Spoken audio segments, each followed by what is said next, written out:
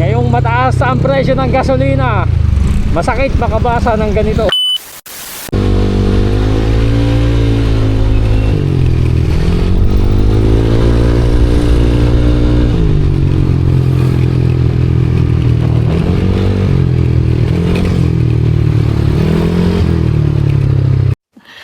Sana all.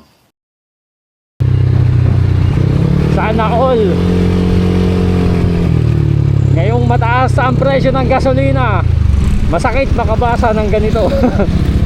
Panis, e-bike lang sa kalam. So mukhang ano na, change career na. Mukhang change career na.